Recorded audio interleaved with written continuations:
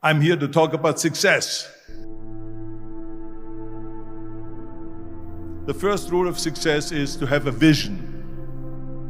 You see, if you don't have a vision of where you go, and if you don't have a goal where you go, you drift around and you never end up anywhere. I mean, as you know, I was born in 1947 in Austria after the Second World War.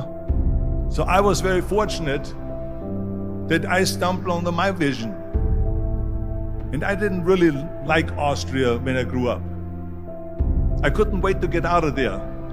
I couldn't see myself becoming a farmer or a worker in a factory or anything like that. Even though my parents wanted me to stay there and have a normal life. But that was their vision, not mine. My vision was totally different. I felt that I was born for something special, for something unique, for something big. Then one day I went to school. I remember I was 11 years old, and they showed a documentary about America. And there they showed in this documentary the huge skyscrapers, the high-rises, the huge bridges, the 6-lane freeways, and all of this stuff. And I said to myself, that's where I want to be. I don't want to be around here with these little farmhouses and these little buildings. I want to be in America. One day after school, I walked by a store in Graz. So I went inside and I looked around, and then I saw a magazine. I saw a bodybuilding magazine that had Reg Park on the cover. Reg Park was then a 3-time Mr. Universe. And I saw him on the big screen as Hercules. I read that and I said to myself, wow, this is the blueprint for my life. This is exactly what I want to do. I want to become a bodybuilding champion just like Reg Park. I want to get into movies just like Reg Park. And I want to make millions of dollars and be rich and famous just like Reg Park. Do you know how great it felt that I knew where I was going? Imagine the majority of people don't know where they're going. I knew where I was going, that I'm going to become this bodybuilding champion just like him. So it was just a question of how do you do it? I was so relieved, because when you have a goal, when you have a vision, everything becomes easy. So people always ask me, when they saw me in the gym in the pumping iron days, they say, why is it that you're working out so hard?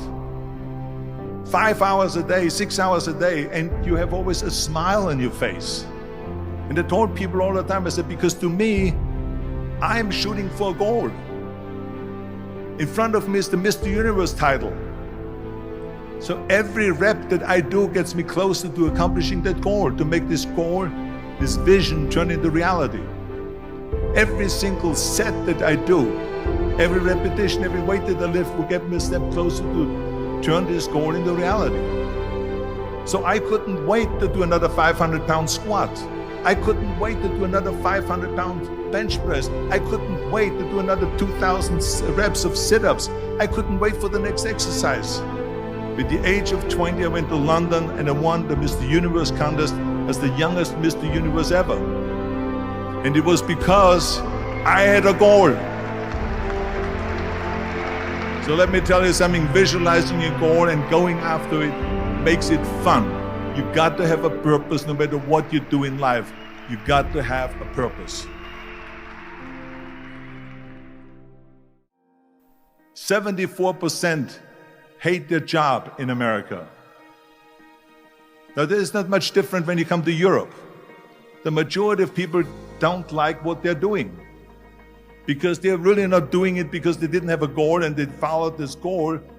They just aimlessly drift around, and then all of a sudden there's a job opening, so they get that job because you have to work. But then when you work, it's a chore. It's work. It's not fun.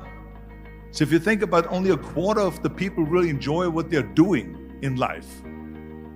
That is unbelievable if you think about it. So I felt so blessed that I knew what I was doing. It's like a medical student that studies and knows he wants to become a doctor. You know where to go. And the same thing is also in politics. I remember that in politics, I had a very clear vision that I will be the leader of California. This is as far as I could go because I was not born in America, so I could not run for president. So being the governor of the fifth largest state, the largest state, the fifth largest economy in the world, was for me really the ultimate title, the ultimate accomplishment in politics. So even though people came up to me and says, why don't you go and run for something smaller, you're never gonna make it. I ran for governor, and then 2 months later I became governor of the state of California. Again, because I had a very clear vision what I'm gonna do with California. So that's rule number one, have a vision. Rule number two is, don't listen to the naysayers. Don't listen to the naysayers.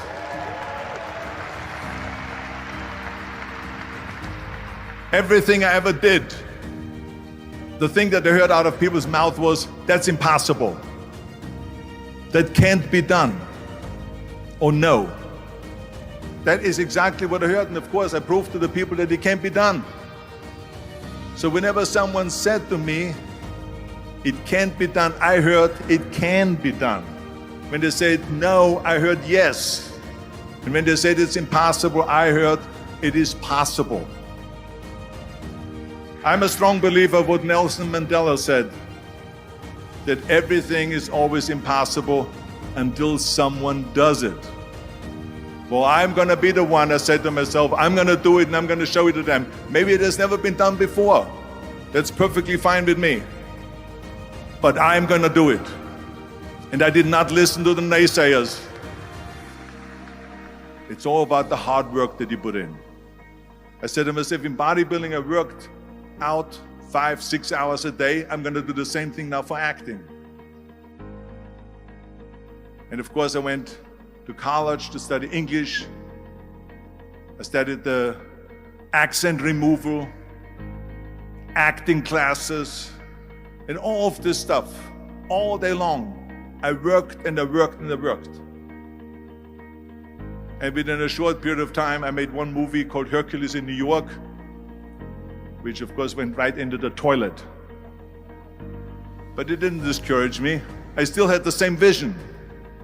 And then all of a sudden I did Streets of San Francisco. I did Stay Hungry and Pumping Iron and The Villain. And then all of a sudden I was asked by Dino De Laurentiis and by Universal Studio to star in Conan the Barbarian. And after I did Conan the Barbarian, the director at the press conference said to the press, the director was John Milius.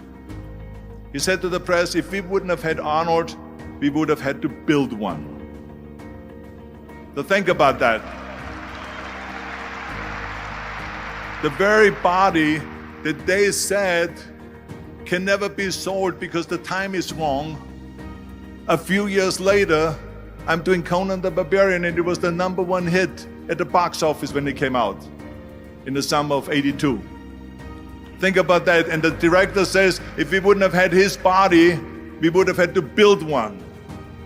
So all of a sudden, my body became an asset, not a liability.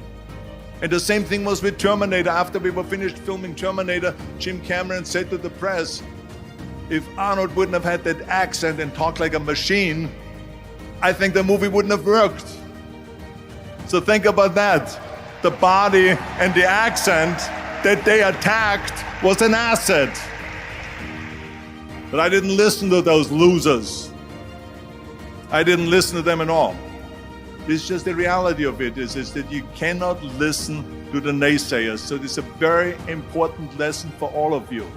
So when someone says, no, this is a stupid idea, you in your mind, you don't have to say it, but in your mind just say this of you asshole. What do you know?